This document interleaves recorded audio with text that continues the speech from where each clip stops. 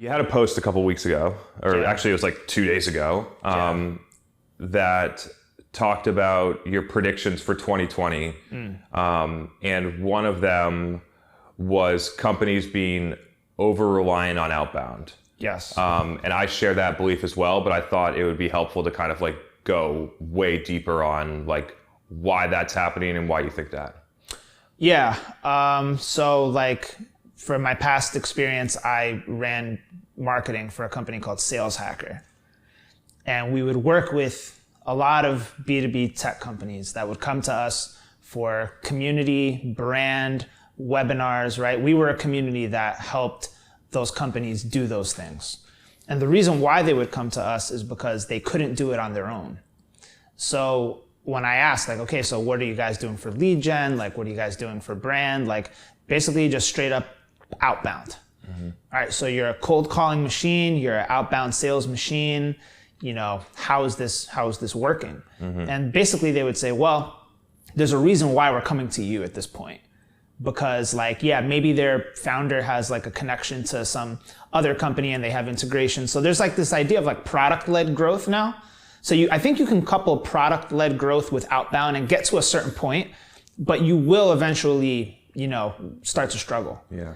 So that's why those companies would come to us and say, how can we get involved in the community? How can we leverage your marketing firepower to get our brand out there? Because we're starting to lose because we're not known.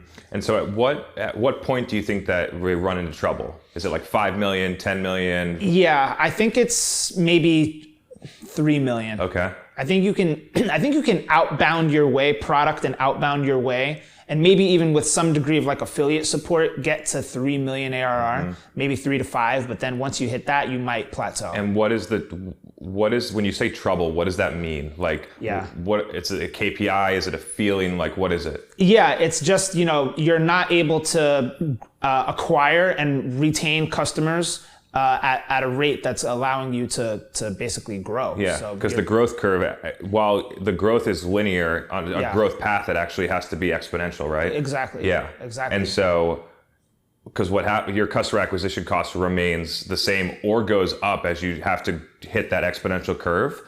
And so how do you keep them down? You do marketing. Right, exactly right. Right? Yeah, exactly right. And so go ahead. I mean, I was just going to say, like, I just think it also has a lot to do with like the kinds of companies that do that. You know, it tends to be founders that don't really have marketing expertise. And it tends to be a core founding group of founders. Maybe it's like, you know, 2 co-founders that are, you know, sales and product led. They don't have the expertise in marketing. So they just kind of don't, they maybe believe in it, but they don't prioritize it. They don't, you know, hire someone who can do that. So that's just maybe why it happens. Yeah. And so I've worked in a couple of those companies before. 100 sales reps, 3 comms, or 12 sales reps, 1 marketer. What do you think the balance is for like a company in terms of whether it's budget or headcount, a ratio between sales and marketing? Like, where should companies aspire to be? Yeah, that's I think it depends on your sales cycles, the ACV, like all sorts of things. But I can tell you, like, when I was at Pipedrive, we had about maybe 30 inside sales reps, and the marketing team was maybe 5. So maybe 5 to 30. And like, we were able to kind of, you know, like every person in marketing had like a huge responsibility. So like, I was in charge of like most of the inbound organic SEO. We had someone doing paid acquisition. We had a marketing director kind of just pulling all the strings and stuff and like kind of just guiding the strategy, if you will. We had somebody doing like affiliate marketing. That was a big part of the strategy as well. And then we had like a marketing automation email marketer / like customer marketer, and then, you know, a bunch of outsources. So like writing and a product marketer as well. So it was like everybody had these like core pillars, and then, you know, I think we had enough of productivity and output to support sales at that point to where, you know, they could throw more sales bodies, and then we would start to say, okay, now we're not able to feed the sales engine enough. We may need to think about adding another component. So it's kind of whatever that lead flow has to be, maintaining enough, you know, marketing support to fill the mouths of the reps. Yeah. And so I work with a lot of companies that are close to 10-to-1 sales to marketing. Yeah. And I think that the target for a company should be somewhere between 2-to-1 and 4-to-1. Okay. Somewhere in that range. Like you still, from a budget and a headcount standpoint, have more salespeople.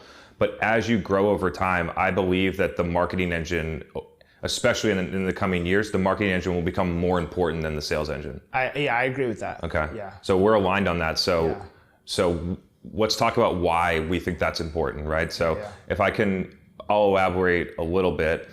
So the way that I look at it is fundamentally, and everyone says this and it's super clear to you and I, but like the way people buy stuff has changed. It's not changing, it has changed, right? They have way more control, and then it's where are they paying attention? Yeah. And so the ways that reps are going to communicate are places where people aren't paying attention anymore. Yeah. Cold calls, cold emails, LinkedIn DMs, like people can feel it, understand it, and push back, right? Yeah. And so how do you get people in places where they are paying attention? And so one thing that I've noticed is if you look at some of the best sales people are actually doing marketing now. Yeah. Which leads me to another hypothesis, which is that I think that companies that were really thoughtful and had the right people could move to a full funnel account executive model where the account executive is actually doing their prospecting. They're just not doing the prospecting in the way they do it right now. Exactly. Yeah. And we're seeing a lot of, I think, that now because, I think in the example from Josh Braun yesterday, if you have, I forgot what he said. Would you rather buy from Dr. Oz or Dr. Bob? Yeah. And like, that's a very extreme example, right? But like, you would rather do business with someone that you know. Mm-hmm. And going back to that sales hacker example, like, that's why, those companies that said, hey, we're doing a lot of outbound, well, we're just getting ignored because no one's ever heard of us before. Mm-hmm. So actually that kind of feeds into one of the other things I was saying about the predictions, how like if you're using SDRs to do, if your SDRs are doing, marketing, that you're going to be in a hard place. Mm-hmm. It's going to be really hard that's just reality that if, the SDR is making contact with a prospect that has never heard of you before, that's really a marketing email. Yeah. But it's going to be hard to somehow turn that into a sales conversation if they haven't heard from you. Because like at any given day, no buyer really wakes up and says, I really need to think about a chatbot today. Mm-hmm. Or I need to think about a marketing automation solution today. Like the way I buy is once that problem is so painful that I can no longer ignore it, then I go and search out for a solution. Mm-hmm. But more importantly, you already know what solution. Right. And that's called brand. And that's what I think a lot of companies right now are missing. Is that you want to be just top of mind when someone's making a decision. You don't want to jam it down their throat when they don't want to buy it. Exactly right. Right? Exactly right. And so let's because it's this easy segue into SDR metrics. So like I talk about this a lot, and I'm still ideating about what I would recommend as a solution. So right now, most companies have SDRs that are comped or measured solely on the meeting, the booking, the actual booking of a meeting. Sometimes if they no show, they still get credit for it. And so that I think is a broken model for a lot of reasons. Like for you and I, marketers are now measured on revenue. And marketers are filling the top of the funnel very similar to what an SDR would do, but the SDR is not accountable to revenue because they don't have control over it, but neither does a marketer, right? Exactly right. And so what should companies think about to rechange how they measure an SDR function? Or what should they change about what that, maybe it goes into this same question, what should they think about changing what that function does? Yeah, exactly right. So at Pipedrive, there's this philosophy called activity-based selling, to where if you did a certain number of activities, that would be considered like sort of the leading indicator, that the lagging indicators would follow because you're doing the right behaviors that actually get you to get the at-bats. You need a certain amount of activities that are going to earn you the at-bats to give you the opportunities, essentially. And that worked for Pipedrive. They thought about like, how do we just focus on behaviors rather than, X amount of bookings or, whatever. But I'll tell you at Nextiva, the company I'm at now, we look at pipeline. So that's actually the marketing and sales shared metric. And the SDRs are part of marketing at Nextiva. Interesting. Yeah. So what we're measured on is not just necessarily MQLs or just, we're casting a huge wide net at the top and just roping in a bunch of shrimp. It's what percentage of that shrimp gets a contract presented to them. And I think it works for us because our sales cycles tend to be shorter. So we can kind of get away with it because it's a little bit more transactional, but it does make sense. Our mentality is that if the leads are reasonably interested and we're getting them from the right traffic sources like SEO, are we targeting the right keywords? AdWords, are we targeting the right terms? Affiliates, are we getting that referral traffic from buying intent terms? There should be a reasonable degree of certainty around, yes, a percentage of this will result in basically a contract, which we call a quoted amount. So we're measured on the daily and monthly quoted amount. How much of that traffic turned into a top of funnel lead, and then how many of those became presented with a value. Sure. And then based on historical performance, if that is there, you win X percent, and that's how you get there. That's how we get there. Have you ever seen, as you try and scale the pipeline, that the win rate declines? Yes. And therefore, because you obviously have to go into different traffic sources and it starts to get messy. And so yes, that is the one kind of challenge with measuring on pipeline. Yeah. And quoted amount is that as you try and grow, you actually don't get the same result that you want. And so what does revenue play in that type of equation? Like, obviously you're looking at it like it's your job. Totally. So how we've toyed around with the idea of like a percentage of compensation for SDRs happening on revenue and the other half happening on whatever the other pieces are. Does that something that plays, or do you think there's like flaws in that methodology? I think that can work. I think it's tough because you could have, what happens for us a lot is we have a whale deal. Like we have one whale deal that can totally skew everything, and that happens like all the time. Some huge deal will come in and we'll close it, but like the majority of them tend to be smaller. And that could throw off, I think, the compensation-based model where you get a cut of the revenue. But ultimately, I do think that is something companies should consider. We haven't gotten that far yet. And to your point about pipeline not necessarily being the best metric sometimes, because look, this is what we're facing now. Top of funnel organic traffic is exploding. Like we're really good at getting that, and the way we're fighting back against other companies that have deeper pockets that are spending on airport ads and New York City subway banners and sports team marketing. Like we don't have those kinds of deep pockets like our competitors do. So the way we fight back against that is top of funnel content marketing. And that serves as like kind of one of the best and most inexpensive ways to get the brand out there. But as a result, they're looking at, traffic to conversion rates, which it appears that conversion rates are now going down because we have all this top funnel traffic.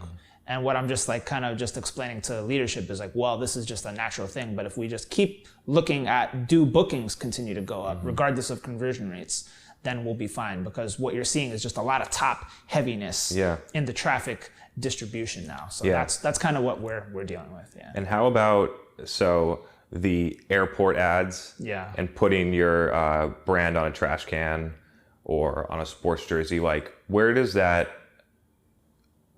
sit in your mind in terms of priorities in B2B? I think to frame it up a little bit, I think that there are channels that are just not worth the cost for the output, regardless of whether or not it's measurable.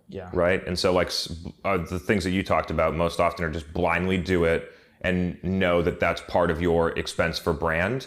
And my feeling lately has been that brand is created based on more than just showing your logo and having someone see it. You have an awareness element, but there's actually, I think, a connection point that needs to happen more so than just the show. And this is different from B2C, because B2C purchases are happening like very quickly in most cases, but in B2B, especially like higher ticket items, higher ACVs, I think that you need to get someone to have you need to have more relevance to that person. Yeah, I would agree. And we haven't invested in that kind of advertising yet. I mean, we're entertaining some ideas right now, but that's because we have the growth engine working.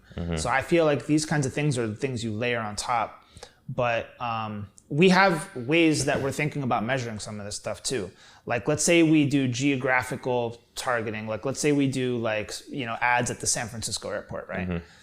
Then what we'll also do, what we'll plan to do if we do that, would be running digital ads in San Francisco that kind of align with that message to see if we're getting more kind of bites on those kinds of ads in San Francisco among that audience that we want to reach, because it kind of would make sense. Like, they're probably traveling a lot, they're seeing us, so they should be more likely to click on us. The other thing we do is measure branded search traffic and search. Love that metric. Branded search volume. Like, your brand search trend should be going like that if these big brand radio, podcast, banner ads on billboards, like if you're doing all that, then in theory more people should be searching for your brand, and you should at least see some spikes if you're going like real heavy. Like, if you do a Super Bowl commercial, your January brand traffic should go like that. Should.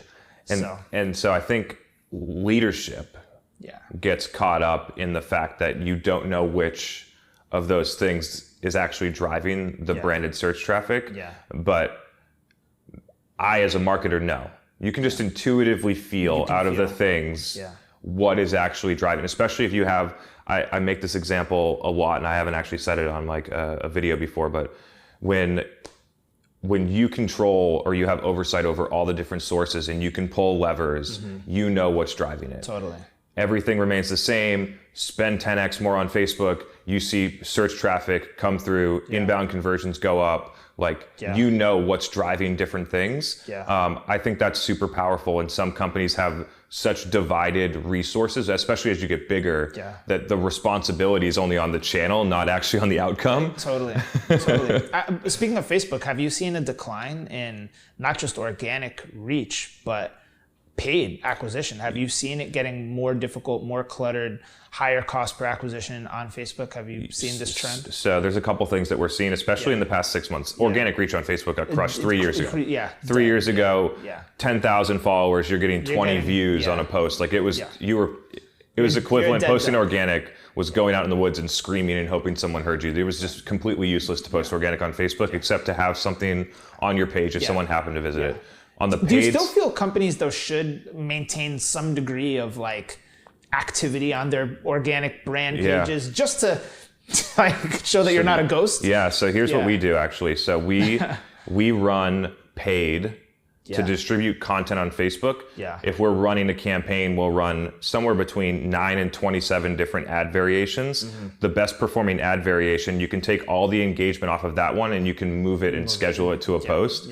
And so whenever we run paid, we're basically just testing which one's going to work the best, and then we just move it over because we were going to do it anyway. So that's sense. one way to do it. On the paid side, especially over the past 6 months, depending on your audience. And that's a big one because we have some audiences where Facebook is by far our best performing channel. And with CPMs, it still remains somewhere between $4 and $6. But in other audiences, we're paying $12 to $25 CPMs with less effective results. And for those ones, the thing to try and understand is like, have these people left, or are they more, as the feed happens, you start getting more tuned into how the ads are presented, and you actually start to tune them out. It's kind of like a banner ad on a blog. It's a numbing. And so people start to get like, oh, that's an ad, I'm going to pass on it.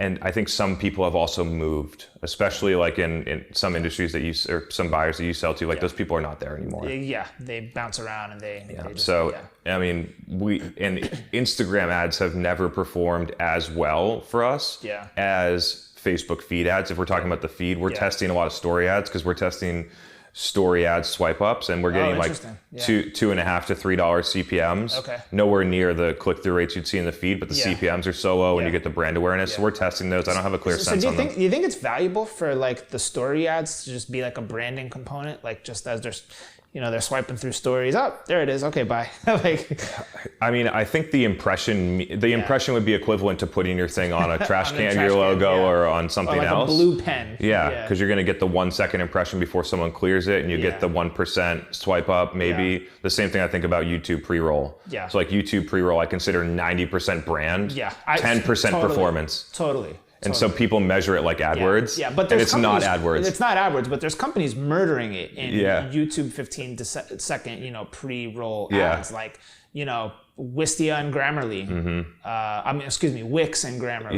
Yeah. Robinhood's been showing up a lot. Monday.com. Yeah. Monday's just digital execution is great. Their product's not that great, but right. Yeah, exactly. But that just goes to show, like some companies are really good at marketing a turd. So, if you are one of these, I think we talked about this before, but like a copycat company where you just, there's a million project management tools out there. Yeah, let's create a project management tool that's like pretty similar to Asana and all these other ones, and we'll just like outmarket them. Yeah. We'll just raise money and just like we'll outmarket you. Yeah.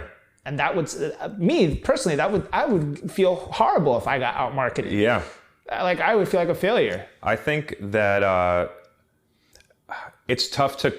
There is a copycat thing, but I actually don't view it that way. Yeah. I mean, if you think about like a lot of the products that have been built or happened, like there was somebody before them that was doing it. Magic Taxi versus Uber. Uber started 2 years later and just crushed them, which it all comes down to execution, right? Whether it's on the product side, the marketing side, the sales side, the strategy is great, but it's mostly execution. Yeah. And so same thing with like what Instagram stories did with Snapchat, like tried to buy Snapchat. They were like, no, thank you. All right, we're going to throw down then. Yeah. Yeah. We'll just make our own. And completely crush their user growth. And so I don't feel such a negative thing about copying. I think it's just the fact that you're taking someone's feature and integrating it into your product after they've done all the, it's like a fast follower type of methodology that's been around forever. Yeah.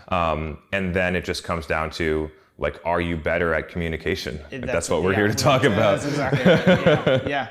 Yeah. And so let's get into a couple of those other things, because we've been talking, I've been talking, and so have you, and I think this is interesting to go like really, really deep for people on the state of the trade show booth. Oh man, yes.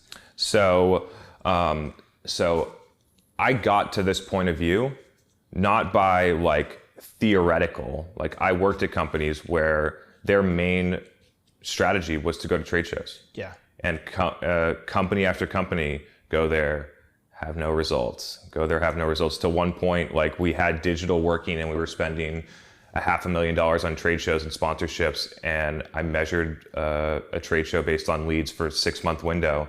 And we collected 100 badges and closed zero. It actually created 0 opportunities and 0 deals. I know that some people are going to say, "Oh, well, you didn't follow up well enough, or you didn't do this." Yeah, you didn't have a sales process. We spent $50,000 on a trade show. We didn't close any deals, and I know for a fact, because it was working, that we can get 4 to 6x the results for pennies on the dollar running Facebook ads to the same exact people. Yeah. And so this is not about the trade show doesn't work. It's that there are better ways to do it. It's just there are more effective ways to do it, I think. Yeah. And I think we should go so people really understand, like break it down about why you think that they've become ineffective. Yeah. So I can tell you regretfully that, my company Nextiva kind of falls into that guilty trap there. Mm-hmm. There have been events that we've dumped a lot of money into and came out with no return. And there's a few reasons why I feel that that's the case. But some of the more common reasons why I think companies get into the trap of this is outside pressure. So for example, I won't name the conference that this happened at, but one of our, like there's one conference in our industry that happens every year where there's no buyers. It's just companies basically trying to show off to analysts. Mm-hmm. So they're spending, mega hundreds of thousands on, you name it, the entrance banners, the biggest and baddest booths, merch, huge teams of people there, big demo exhibition, right? T-shirts, sponsoring the happy hour, like the whole shebang. Yeah. And there's no buyers there. Yeah. It's just to show analysts that they're the biggest and quote baddest around. So then what will happen is the Gartner analysts will, go back and write, oh, this company is really looking promising. Yeah. And then that will also, I guess you could say, increase investor shareholder confidence when they see these analyst reports coming out, recaps. Oh, I was just at this event and, XYZ company had this new thing on display and they were, they were everywhere and they took us out to dinner and schmoozed us and boozed us. So I think when you get to a certain degree of of once your company reaches a certain height where now analysts matter, these companies are willing, and they have the deep pockets, they're willing to blow this money purely for perception. Yeah. So then when you have a company like mine that has to go up with that, the fear is what if we're not there? What are analysts gonna think? Oh, they must not be doing well. They can't afford to be there. So now you're in this very hard and weird place where, do I make an investment in this just for hype and perception? Even though I know there's no buyers there. I can guarantee you there's no buyers there because I've been there and I've seen it. Or do I just say, you know what, I'm not gonna follow the status quo. I'm gonna go where customers are, where it matters to have my brand in front of customers and not try to just be in a chest, pushing out my chest battle. Yeah. So that's one thing that I think is a real challenge once your company reaches a certain point. Same companies do it on, I'm at that trade show, and if I don't go, it's going to kill my brand. It's going to kill my brand. All my customers are going to go to my competitor's booth and use their product, and it's like, that's not what's going to happen. That's not what's going to happen. That's not what's going to happen. No. But I mean, companies, they play a lot of defense at some level, even if they're small. Yes.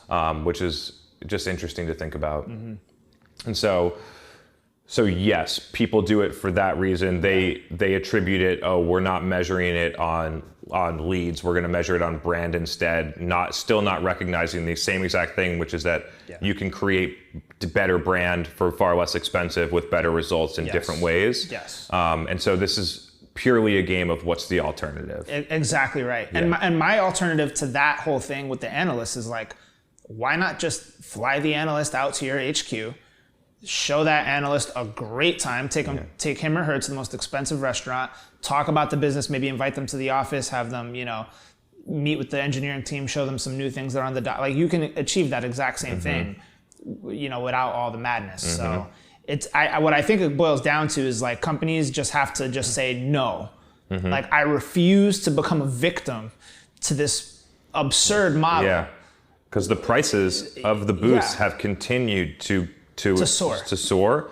And the attendance has probably remained similar or growing. But the attention on the booth has gone completely down. And so the pricing of the booth was based on a time where if it was $19.99, that was the only way for people to buy B2B products. Right. It was either a salesperson cold calls you because there is barely an internet. There's no B2B companies on the internet. And so the discovery is a salesperson calls you, or you go to the industry trade show, which is probably actually the most popular, and you go and look at all of the new stuff. Right? That world doesn't exist anymore. Right. It does. Yeah. People are waiting 6 months to launch a product at a trade show that doesn't matter anymore, when they should just launch the product, and they could do it way bigger and badder online, whether it's through influencer marketing, paid ads, PR, like there's a bunch of different ways to get it done. Totally. Yeah. Yeah, I mean, we're in complete agreement there. The other trap that my company falls into is the channel partner road shows. Yeah. So this is a scenario where we have like a lot of regional and local presence in some areas. You know where I'm going. I know with exactly this. what you're talking about. Going with this. Yeah. And you have to be at these local and regional areas because there's an ecosystem of partners and resellers that are in these areas, and they expect you to be there at these road shows. And the booth price is what, like $5K? It's not a lot, right? Or no? It's anywhere between like 10K is like high. Yeah. Yeah. So it seems, in the grand scheme of things, marginal. But you're But doing a lot of them. Exactly right. You're doing it in Dallas. You're doing it in San Diego. You're doing it in LA. You're doing, you know. And the people there are not there to discover. No. I've been the attendee at so many of those events. You get very small return on this, and what it ends up being is just like a drinking, party for the partners and the channel managers. Now I'm not trying to downplay it totally. I do think that there is some value in doing them in some regional areas where you're trying to grow more of a customer base, right? But just for doing them for the sake of doing them, I hate it. Yeah, and so I there's a point that people push back on me that I really want to clarify because it's probably relevant to what you just said too, is that you should do those things, you just shouldn't get the booth. You should go to all of the trade shows where your buyers or your partners or the thought leaders or whoever you need to go to, you should be there. Yeah. But you shouldn't have the booth, and then you should use those monies. So the things that I'm thinking about are the ways that you should go and have a strategy on a trade show is no booth. Yeah. And then I agree. And then take that money, dinners. Yes. Like specific targeted dinners with the right people. Totally.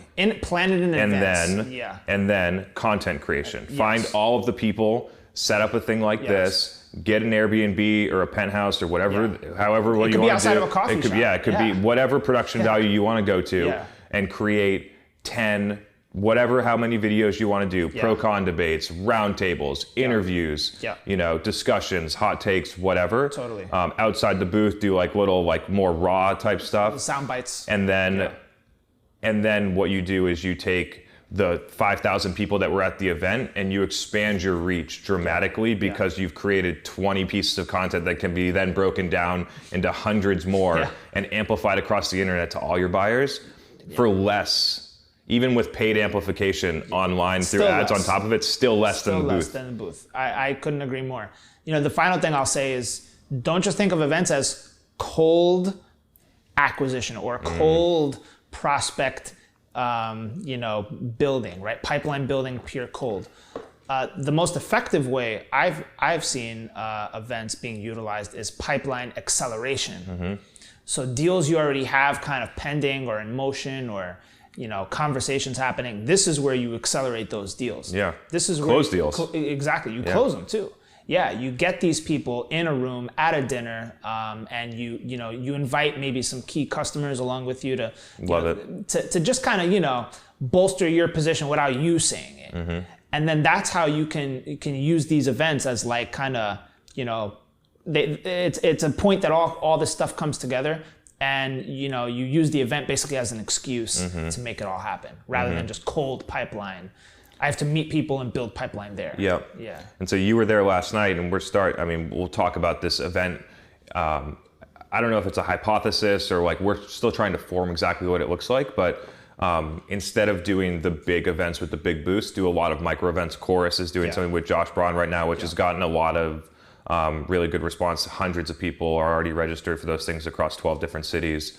And I'm starting to do it as well, which is you go to a place, you either have a guest or you do your own, whatever it is, content. You invite people, you host the event, you film the whole thing, and you do the thing that Chorus is doing that I disagree with is I think that you should be doing a different piece of content in every city because then you can amplify the content. Right. If you use the same content in 12 cities, you only get one piece of content to amplify. Yeah. And so different content in every city, film it. The things that you do get some type of business development, even though you're not going for it. So one of the caveats is that none of these events are measured on leads or sales. It's measured on the effectiveness of the content, I would say qualitative engagement inside of the content, which then creates brand and future sales. And so the mindset needs to change about these events, because if you're going in there, once the mindset is, okay, I need to get leads, it's going to transition to, okay, how do I get a speaker that's going to pitch my product? And then you completely destroy it because you just invited 20 people there and they didn't come here for a sales pitch. Yeah. And so you do get business development, but you get it in a different way. Yeah. You get content creation, you get brand awareness based on, I spoke with Josh last night. Josh works with a lot of SaaS companies. He posted about the event we did last night. What does that create? Yeah. Whoever you have as a guest is going to amplify the content to their audience, so then you get that. then you create the videos and you amplify them online. So there's like multi-pronged strategy. It would be basically, how do you take a long form video strategy like what we're doing right now, but always have an audience and get all those other net benefits? That's something that I feel it would be strong, but I actually believe this is that is the best execution in B2B marketing today. I'm in agreement with you. Yeah. And you know, if my marketing ops leader was here, he would definitely try to, you know, tackle me through this window with what I'm about to say. But he's very nuts and bolts, dollars in, dollars out. You know, everyone is, right? We're dropping X thousands on this event. What is my return on this? You know, and they're just purely looking at pipeline and bookings. And like you said, you know, that's a short-term way of looking at it. I do think that you could have a component of that, but it can't be the sole thing that you're looking at. My issue with the way of looking at that is that it creates the wrong behavior. So it creates very short-term behavior, and it also restricts you into channels that you can measure. Yeah. And so it cuts out, I believe, that most of the best executions can't be measured as long, if you're doing it the right way, then it actually should be unmeasurable by definition, because I think by trying to force the measurement, you actually do something that's inefficient or creates friction for a buyer. I agree. 100%. And so let's go deeper into that. So we were talking in the comments, and I think this one will be fun.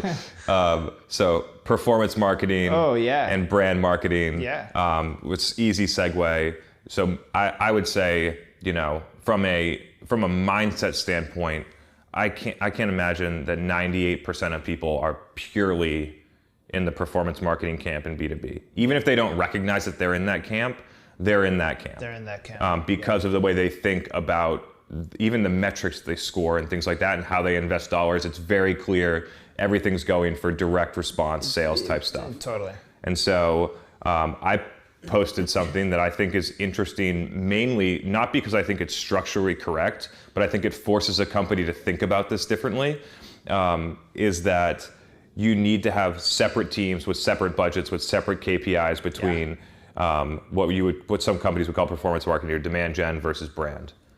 I agree, and you know, we're getting to that point actually. Yeah. So it's interesting. We have a full-time brand marketer, and we have video team.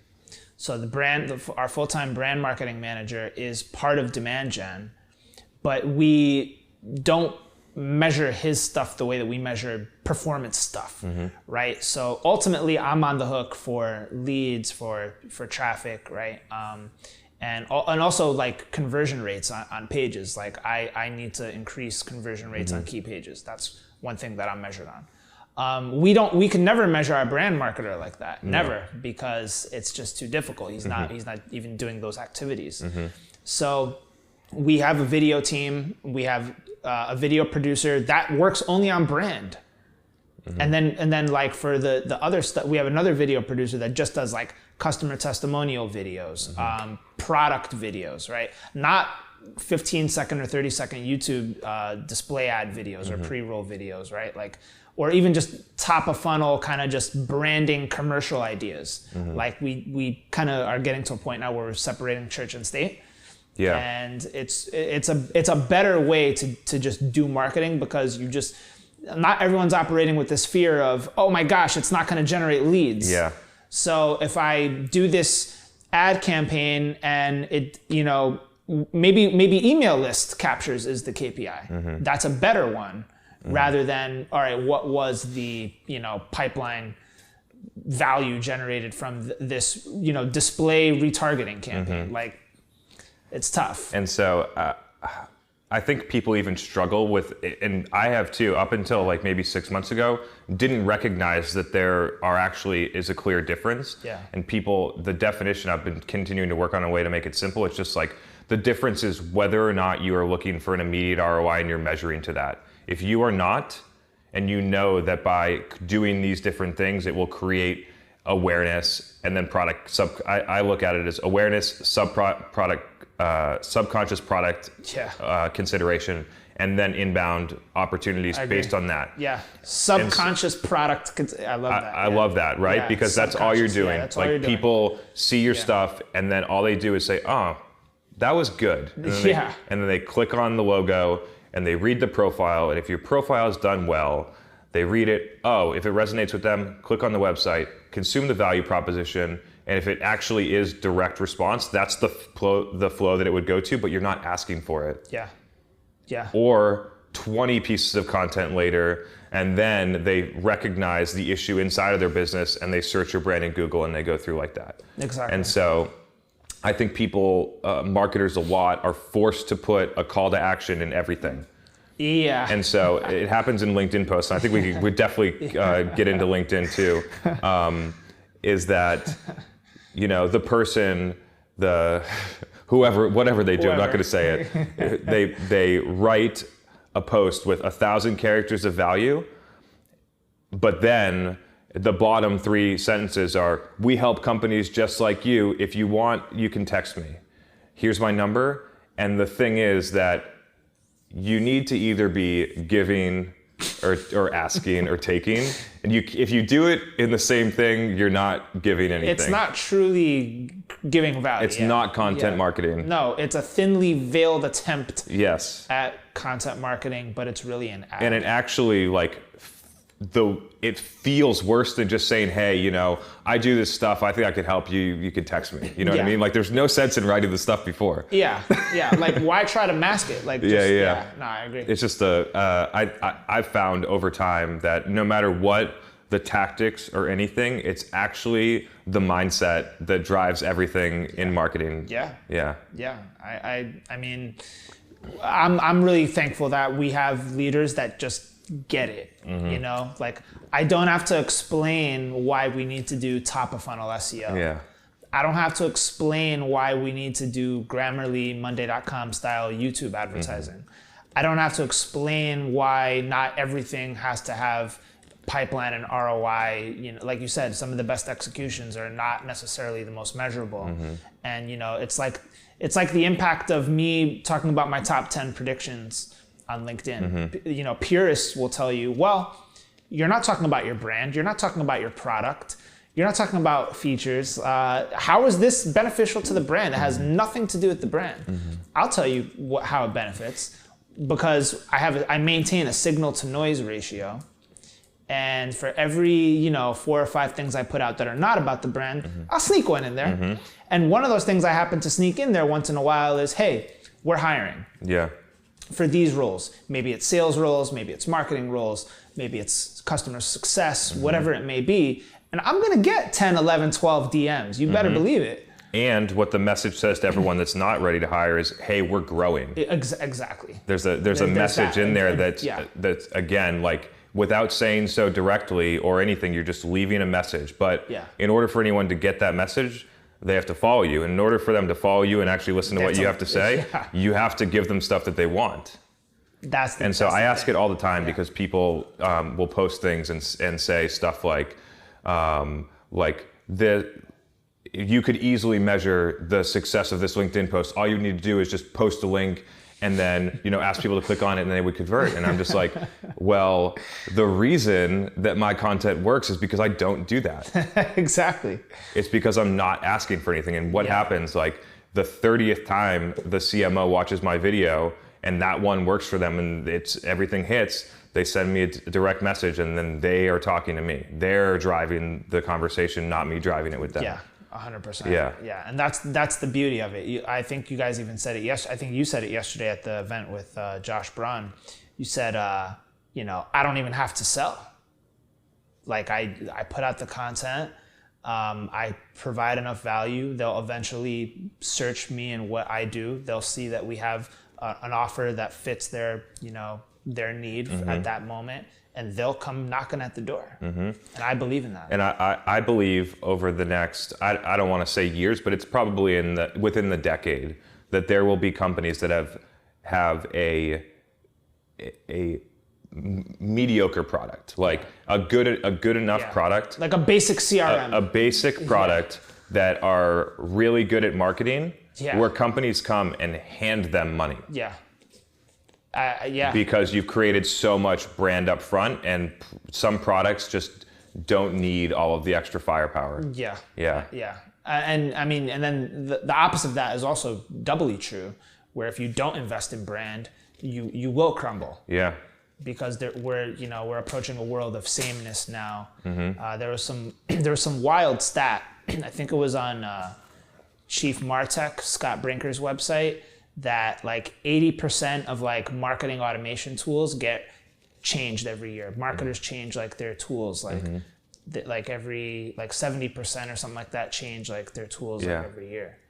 So if you're, let's just say that, you are in a world where people change products a lot. Like my world, business phone service, they will change their phone system because someone raised prices on them, or there was a lot of outages, or something, right? Yeah. There's always some kind of catalyst, and brand is ultimately the thing that makes them think about you. And like you said, just, subconscious product consideration. Yeah.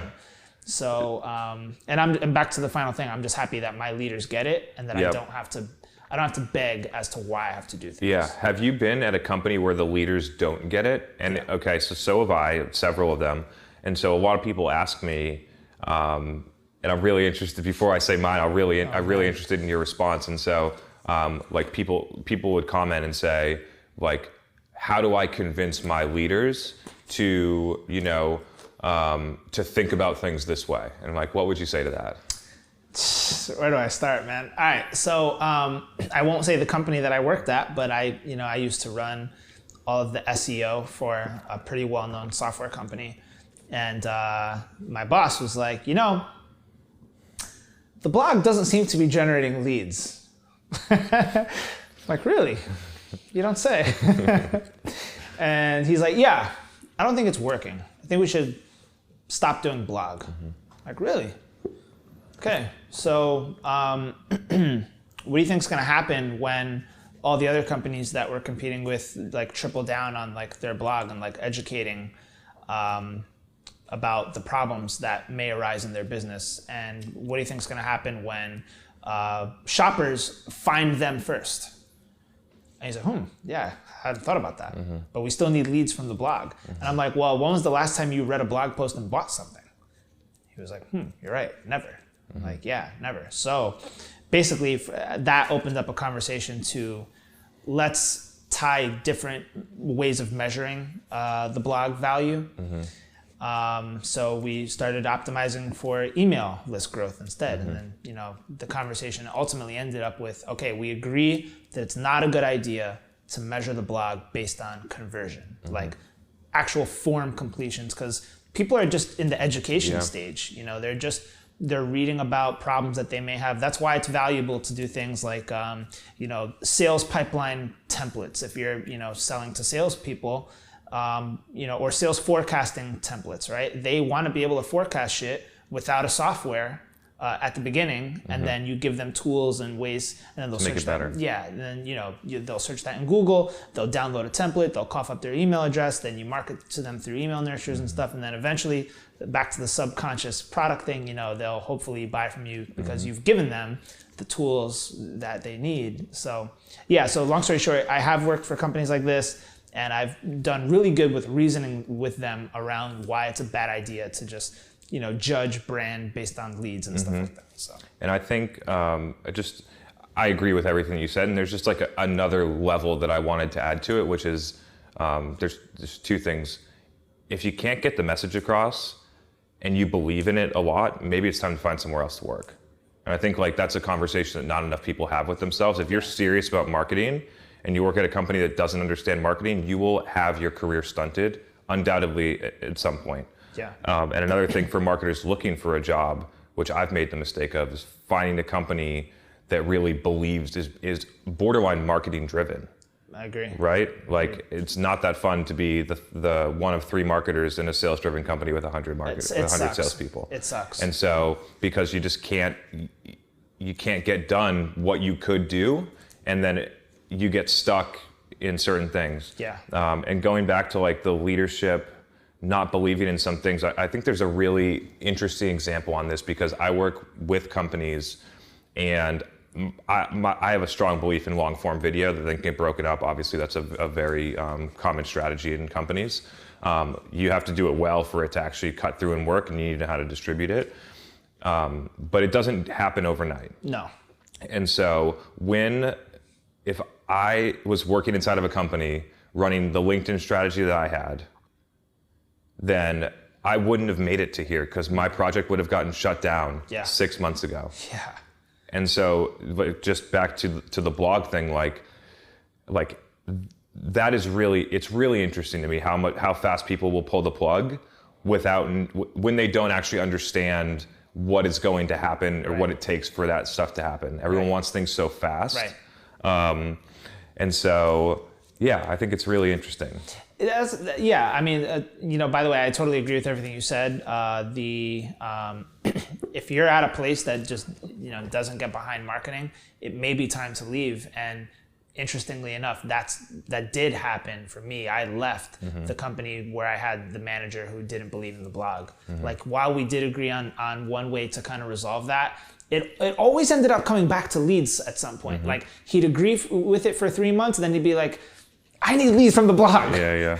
Like, they just wouldn't let go on that one point. So, and it did, to your other point, happen to be a product-driven, engineering-driven, and sales-driven. That's what most of them are. That's what most of them are. You know, founders were very product-centric, you know, so marketing tended to be an afterthought. But, yeah, I left. Yeah. I did leave. I've done that before. Yeah, and I left actually right before like a large amount of stock was about to vest. And that just goes to show you how much I didn't care. Like, I'm like, it's not worth staying here for another, you know, X amount of months just to get that, because I'm in so much mental anguish over this situation that, like, I just need to go somewhere that's going to support my ideas, you know, want to collaborate with me on this and give me, you know, encouragement. So I'm really thankful that I'm somewhere now where, you know, our CEO loves marketing. He's a marketing driven CEO. And he just gets it, and you know, it's a rare treat, and it's awesome to be able to just like brainstorm with him on marketing. It's cool. So obviously you're crushing it on LinkedIn. So what are a couple like parts of the secret sauce? Like, let's give away some stuff. Let's give away some value to people. And I always feel super comfortable sharing the stuff. Yeah. The reason is that. There's basically two reasons. One is that 98% of people that watch this video and hear your advice aren't going to take it anyway. They won't do it. And the 1% that tries it is going to give up right away, and 1% that would have taken it would have had success anyway, so it doesn't matter. And the second thing is that the strategy is such a small component of whether or not it works. Yes. It comes consistency, execution. It's kind of, my strategy is not all that different than yours. It's consistency, blocking and tackling. I think you said it last night at the event with Josh, but you know, you've committed to this. You know, you've made it part of your routine. You've made it part of your habit. It's a habit that you've built to post, you know, 3 times a week or whatever it may be. And mine is the same. And I think we also have in common, you know, we don't talk about our products. We don't talk about our services. We don't boast, right? Like, it's those kind of fundamental principles that I think guide a lot of it. But I will maybe lift up the hood and share some tricks. So one is, if your first line, the very first line, there's 2 tricks with this. One is, if the very first line states a problem, says, this is the biggest problem with this. People love problems. If I studied Trump, politics aside, he's a brilliant marketer. And one thing he always does is he says problem. He says the word problem. This is a problem. It's a very big problem. And people are like, ooh, yeah, that is a problem. Wow. So you're framing this, you're starting right away, there's a problem. So there's something psychological about like, I want to read this. I want to read this. Yeah, like, what is the problem? Like, they want to know what is the problem, and then how do you solve the problem, right? So this is just funny because like I read a lot about psychology, and like it just works. And especially when you see Trump doing it, it's genius. So if you say this is a problem, and then the very next line is, this is how you solve it. And then you explain why you solve it. And then beyond that, you go, this is the impact.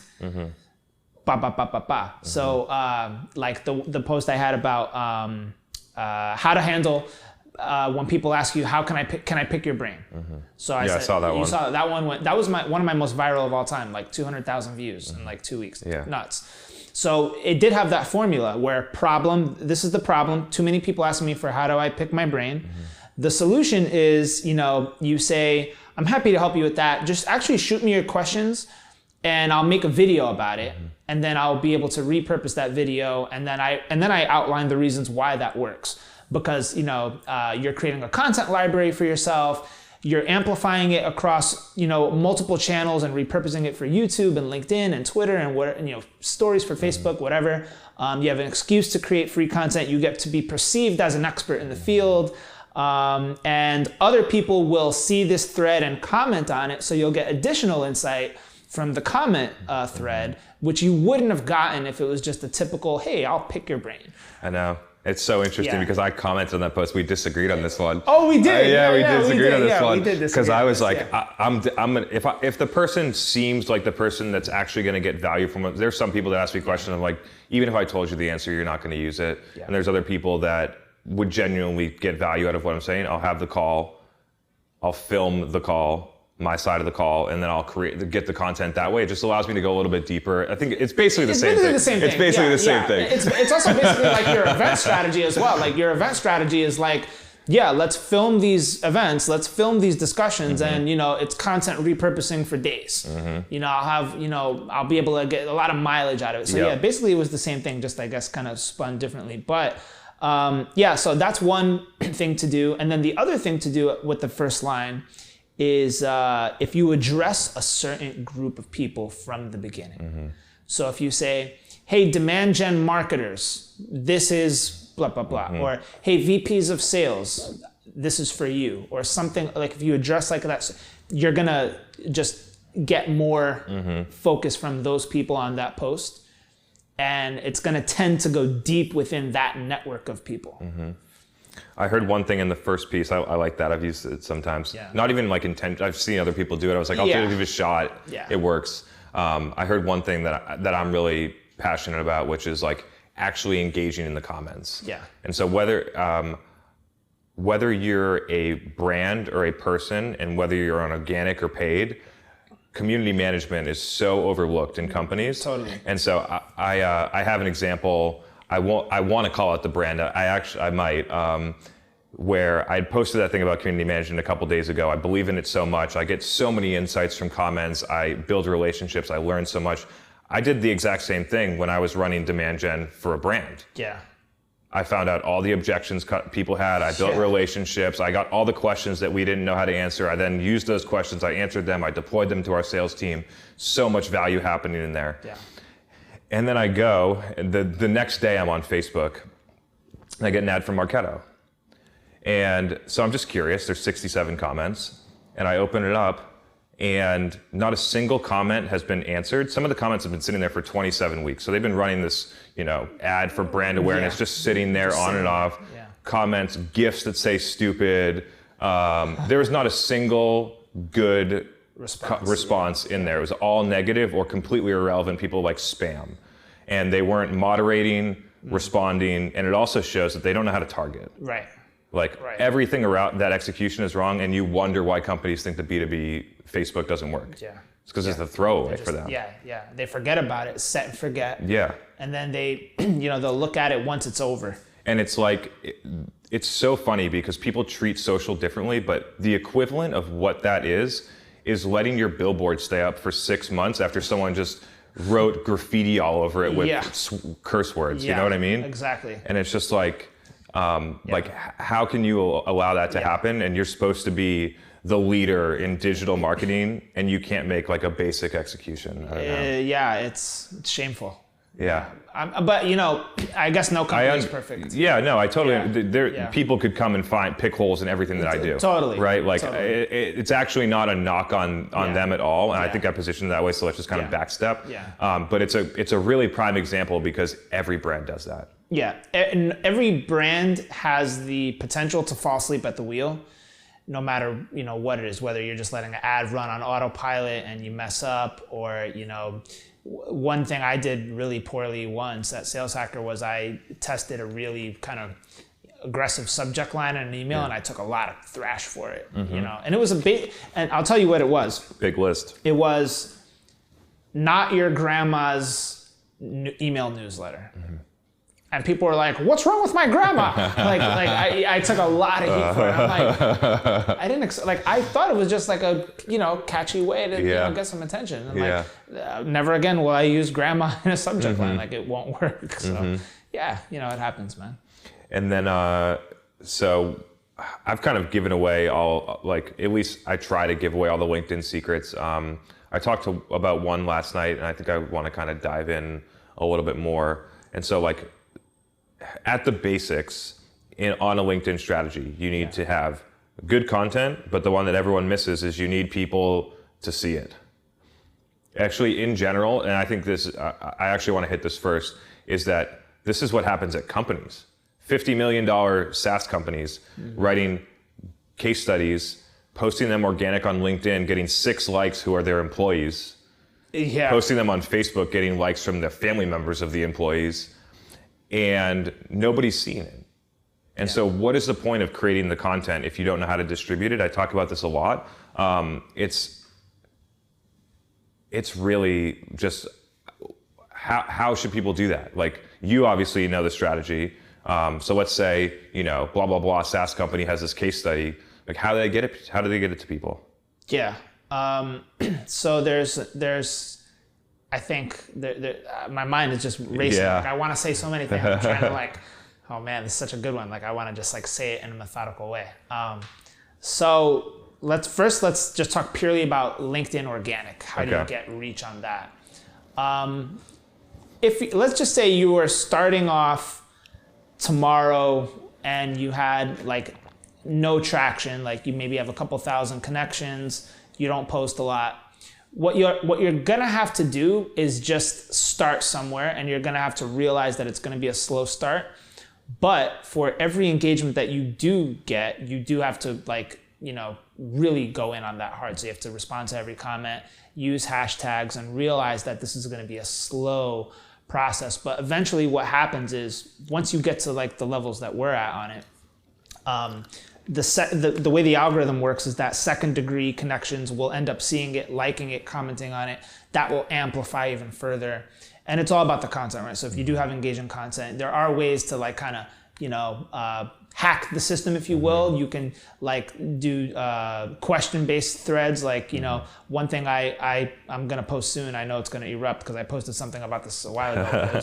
It was like, hey marketers, do you feel that email is a decaying channel? I want to talk about that, by the way. We will go talk ahead, about finish that. your thought. So I'm gonna post that, and I'm gonna post a little bit of my experience why I think it's decaying, and then I'm gonna say agree, yes or no. And I know that's gonna spark a wildfire, right? So you could do that as well. You could start debates and yes or no, kinds of threads to just spark things going. Yep. So then eventually, when you post something about the brand, which I did recently, which was we got recognized by Glassdoor as one of the top 100 best company cultures. That post got a lot of engagement. Now we take the link to that LinkedIn post and we share that with candidates. Actually, we don't just send them the Glassdoor one. We send them people people in the company that are posting this as validation, as look, this is a big deal. Yeah. So that's one way that we distribute the organic LinkedIn content. But maybe we should step out and talk about content distribution in general. Yeah, with the case study. The case study, right? Okay, so it's not easy. It's not easy to do. Pre and post, those days are gone. I think you said the LinkedIn strategy or the Facebook strategy where you just post a case study and nobody sees it. That's gone. So a couple ways we do it. We work it into our nurtures. So for example, we have people that come into our funnel, they eventually get qualified as or categorized as not ready to purchase. There will be case studies that get worked into those nurtures. Now, I will admit that the engagement on those isn't as high as you would want because it's just, I think people can feel that they're in a nurture. For sure. They feel like I'm in a system. Especially if you're selling to a salesperson or a marketer. Yeah. They know. I feel like I'm in some kind of funnel that some marketer designed, and I don't know, I just don't like it. I don't want to be in it. The other ways that we promote case studies is just having them on our highest traffic pages, with certain kinds of intent. So somebody searching, for example, for cloud phone system features. We will have basically testimonial videos and case studies embedded into those pages that rank highly for us. I like it. So that, it gives them a little taste. So it may just be a brushing. They just may click that video, watch, the first 30 seconds. Okay, I get it. But that's the way we view it as let's put these assets in places where people are looking instead of outbound where, hey, like a cold DM. I'm reaching out to a manufacturing company. Hey, here's a manufacturing case study where we did X, Y, Z. They're not ready for that. They're not ready for that. Yeah. So my take on it when it comes to content distribution is find places where there's already a lot of traffic going and put those assets in places where there's likely to be a match and be value. Yeah. I have one, and it'll pull a lot of the things that we've already talked about together, which is that if you don't think about paid advertising as direct response needing an ROI, then you are comfortable spending $5,000 to amplify a case study targeted at the people that you're selling to. Yeah. And it's one of our best executions. Yeah. So take a case study, draft it up. You know that they're going to be on mobile, so the case study has to be digestible quickly. So 3 minutes maximum, keep it short, high level points, focused on business outcomes. Yeah.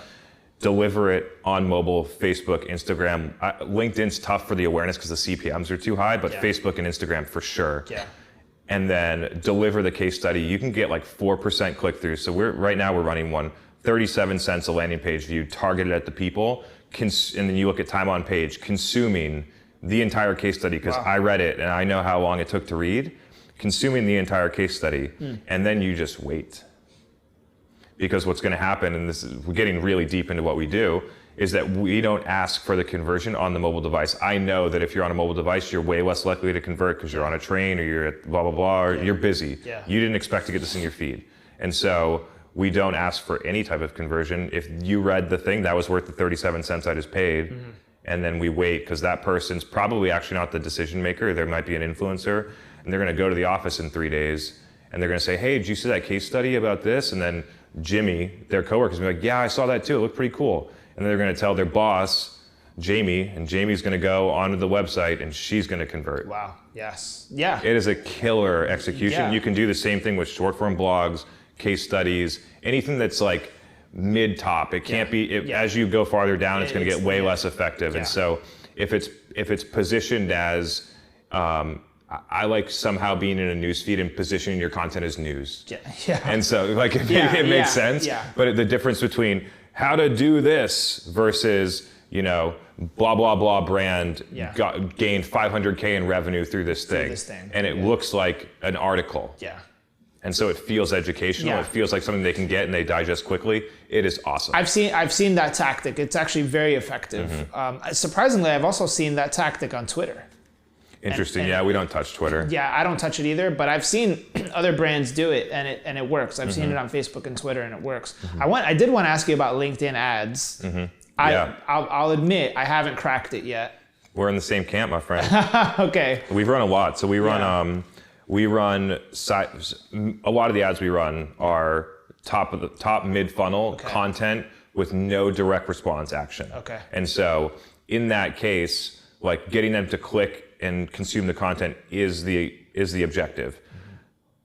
On Facebook, when you're paying $6 CPMs and you're getting 4% click-throughs, the cost makes sense. Yeah. When you're paying $6 per view on a piece of content on LinkedIn, it doesn't make as much sense as when you're paying 37 cents, right? Yeah. And so I think you have to change the strategy. Yeah. I have a hunch that if you had really I know people that are quote unquote getting it to work with mid funnel to nurture or some type of thing, but the sales cycle lengths are longer than outbound. You're basically getting their email and then somehow they buy it later. Yeah. And so maybe there's something there, but I haven't figured it out yet. The CPMs are too high. They're too high. Yeah, same here. So if you're not for you especially, what's the ACV average? It's low. Yeah. It's and low. So I think, even if you're selling 100K ACV products, I think it's still challenging. Most of the companies we work with are 8 to 25K ACVs, and the math just doesn't work. Yeah. I mean, we're in that 25 to 50 range. Yeah.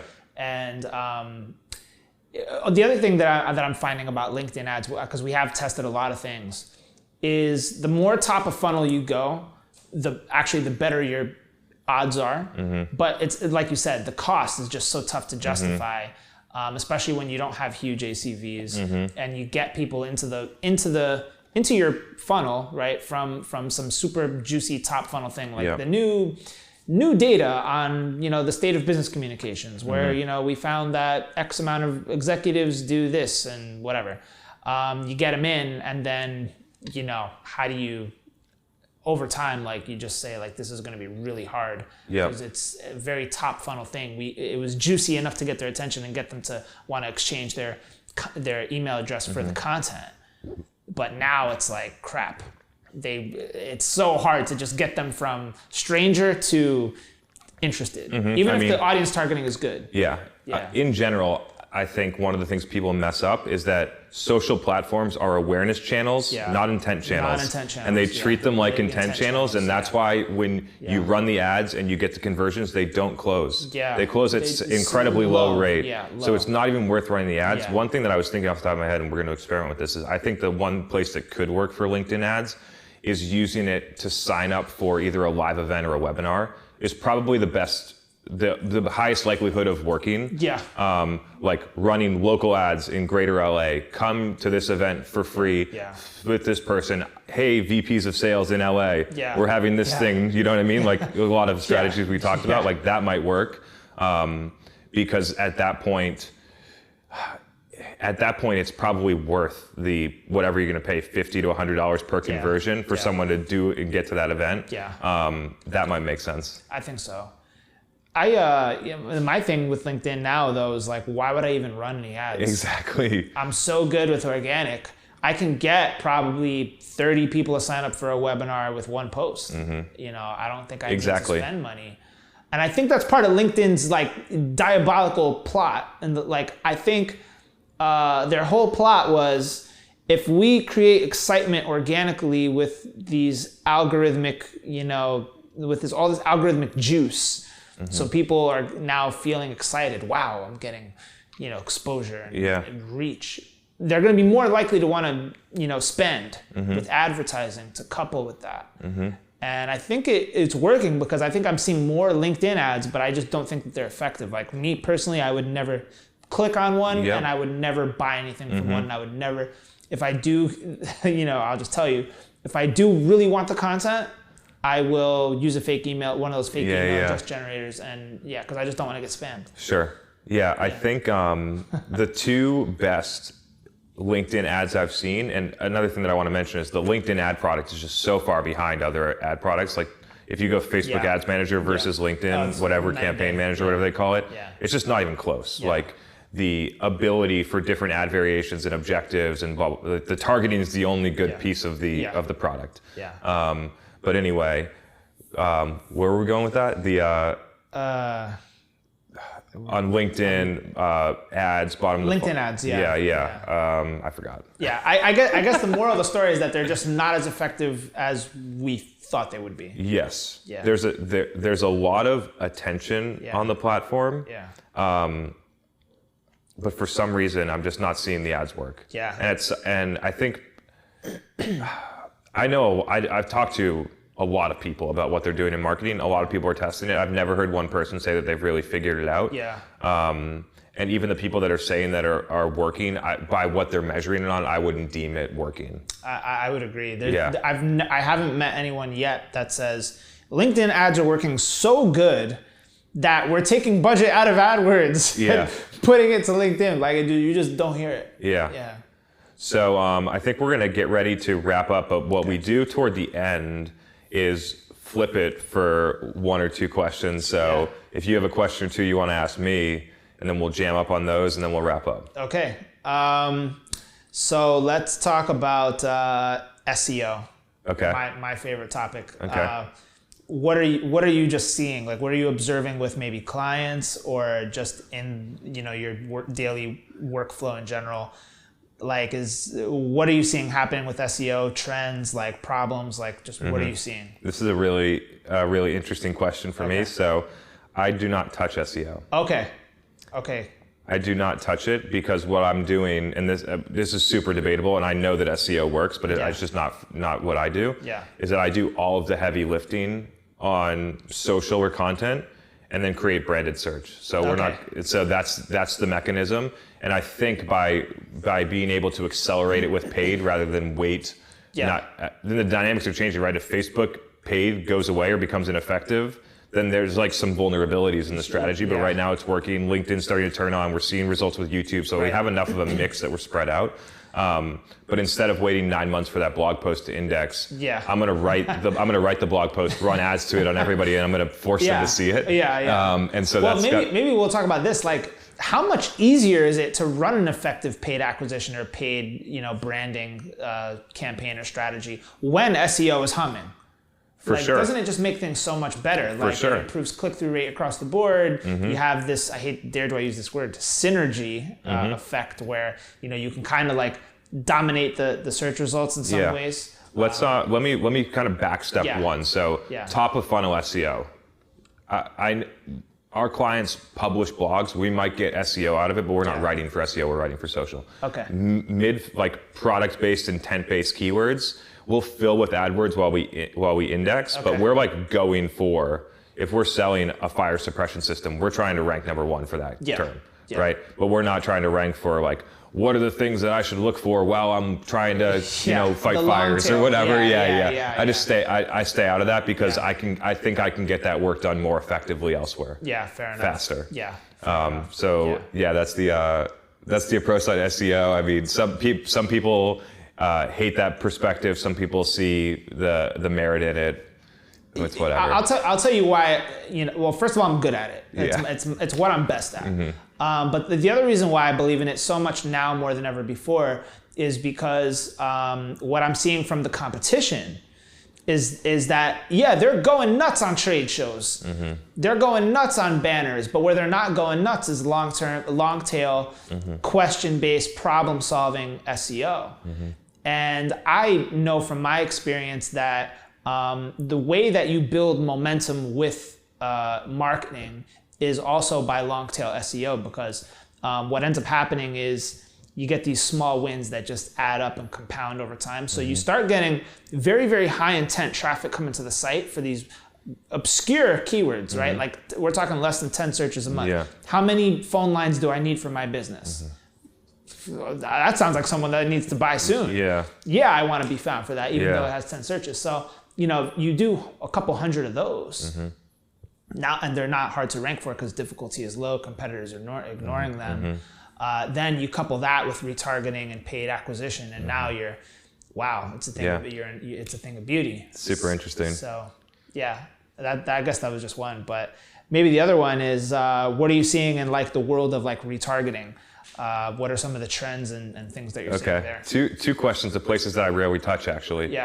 So if we look at the camp of performance marketing versus brand marketing, I'm 80%. I'm 80% brand, and the intent-based stuff I'm doing mostly on AdWords. Maybe AdWords to pre-roll YouTube, which I think is an awesome execution right now. So like somebody's typing in growth marketing consulting firm, $80 word on AdWords, 4-cent view on YouTube. I'm gonna put the case study of my customer who had a lot of success on that place, and I'll run a bunch of views there. So those are the places where we'll run quote unquote like intent based. And then retargeting, we've run to build audiences on Facebook or LinkedIn or something and run retargeting. But to be honest, like if you have a well-defined audience, I just find it's easier to just run to the entire audience, job title targeted. Well, you just sparked an idea for me, like really a question. So that's one of the biggest things we actually struggle with is we don't have a very clearly defined buyer. We rank in search engine for the keyword, number 1 for the keyword business phone service. You can imagine the wide array of audience types, shoppers that are searching for that. Anything, it could be your software companies, it could be, Joe's flower shop down the street. I was just going to say that. Right? So it's a lot of that. So what do you do like from an advertising like standpoint when you don't have a very clearly defined like, ICP? It could be this wide, vast array of buyers from all these different verticals. Like how do you attack that from, even like a top and mid funnel, like advertising? Yeah, it's super interesting because the way that I solve it is through messaging on the website. Okay, interesting. And so I think a lot of SaaS companies, when they have their website, it's very product and outcome focused, not necessarily specific to any ICP. Yeah. Naturally, they're selling a utility to a bunch of different industries. Yeah. But I will say that the SaaS company that sells a tool that goes to real estate agents and whatever, like 6 other verticals, if you had the page and it was, for real estate agents, you're not going to get conversions from the other verticals, right? And so it's tough if you sell to a bunch. But I think that there's a way through messaging, because I've worked with clients that have a very we're selling to emergency medicine physicians. Okay. That's like that, and the messaging shows up, and if you are, a real estate agent, you're not going to convert on that, even though like if the product might actually be what you need, because the messaging filters you out. Our like conversion rate from lead to sale, like literally bottom of the funnel form conversion to revenue was 40% on that type of stuff. So targeted. But then you go to SaaS clients, and I expect that exact same thing when we're looking at the data, and we're seeing like somewhere between 10 and 15% conversion rates. And the difference is because I believe it's because of the messaging not filtering out the buyers that don't fit. Yeah. So it's interesting. We have verticalized campaigns like in AdWords and stuff, but we do struggle with this and like with the core messaging. It's like, who is this for? We're for business owners, that are growing fast, and we also have big clients as well. That's the other thing we're trying to crack too. It's like, do we go with the big logos on our homepage to show that we're working with clients like the Buffalo Bills and Netflix and Conan O'Brien? Does that turn off Joe's Flower Shop? Does that turn off Joe's Flower Shop? Oh, they're too big. But then on the flip side, if we just go with kind of middle of the road brands that aren't the most impressive and don't have the most amount of cachet, do big companies see that and say, they're too small? So it's chicken or the egg. I actually don't know if there's a real solution to that. But that's what I see the same thing. There was one topic, and I just have to get it in, and we could go on for a while, and it's getting warm in here, and so we'll just like try and figure it out. But so ABM. Ooh. I know. So and like I've shared my thoughts on this, but never in like a really cohesive fashion. But I'll frame it up, and then we'll kind of like at least dive in. Okay. So I think that we'll set it up is it the real deal, or is it hot air? And I think the next step is to actually define what ABM is, because right now we have vendors pushing ABM, which is basically like pick accounts, we'll measure if their IP addresses come to your website, and then just spam them with SDR touches, banner ads, direct mail, and all this other, like, that's basically, maybe we'll get LinkedIn sponsored content, which we just talked about, isn't working. So basically they take 3 or 4 ineffective marketing executions, package it into the product, and that forces you to use those mediums when there's better things to do. And so if you take it based on what the vendor is saying, then I would say that it's a waste of money. I would say that it's ineffective. The methodology of picking accounts and focusing with them and doing those things is a wonderful methodology. I just think the text behind. And on the flip side, I see that most of what companies do, let's say account-based marketing, is account-based performance marketing. I mean, yes. So needing, and with marketers now just being scored on meetings, basically, right? Basically. And so like,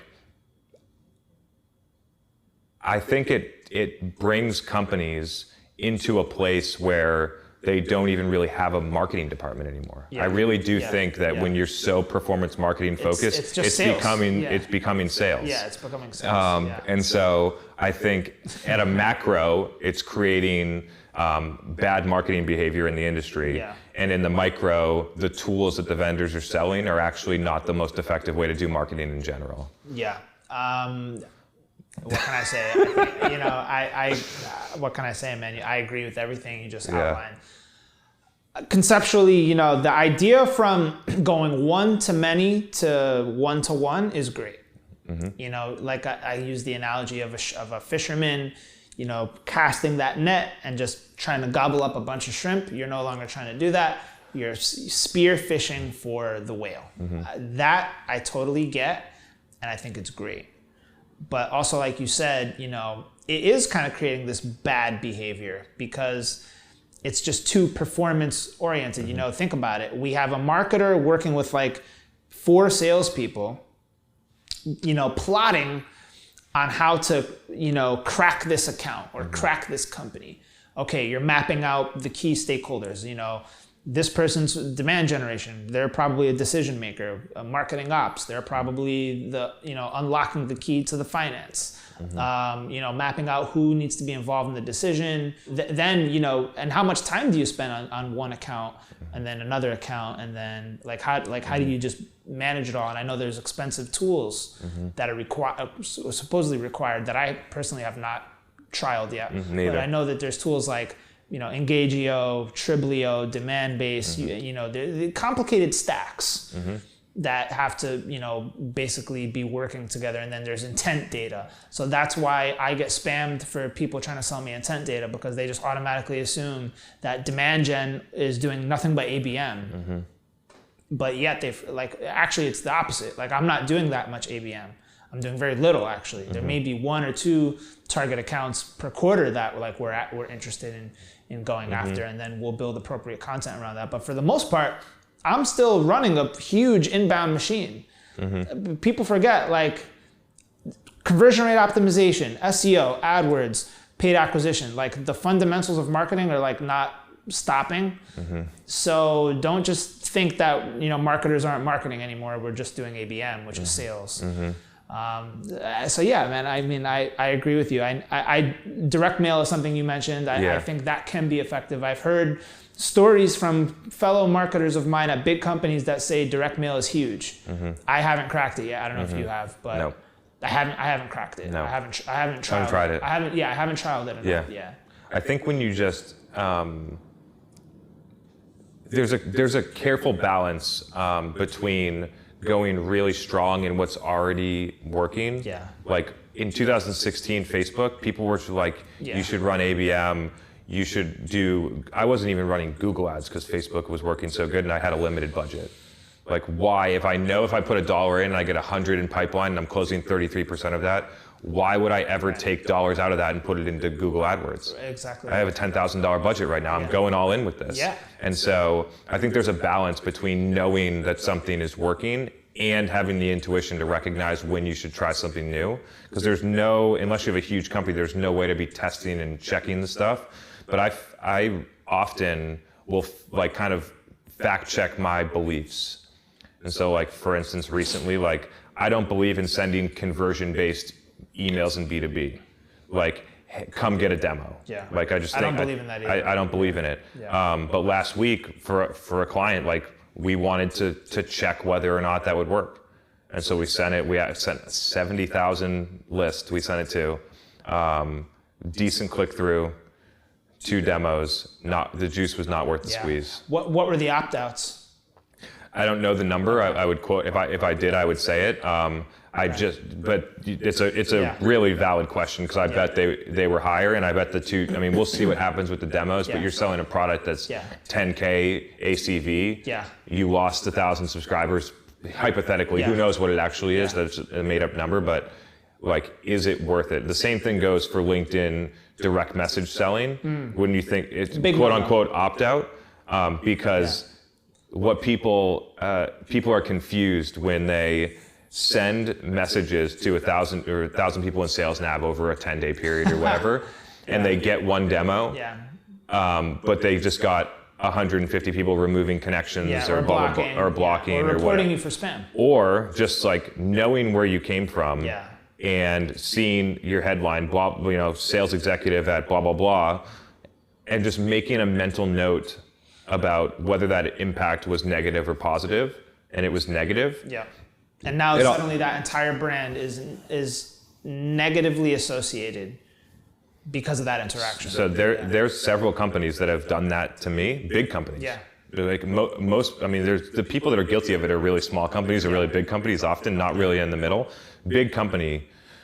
I was a previous user of their software at 2 companies. I brought it into 2 companies, and now we work with a bunch of clients. And if it was a product, I would recommend it to a lot.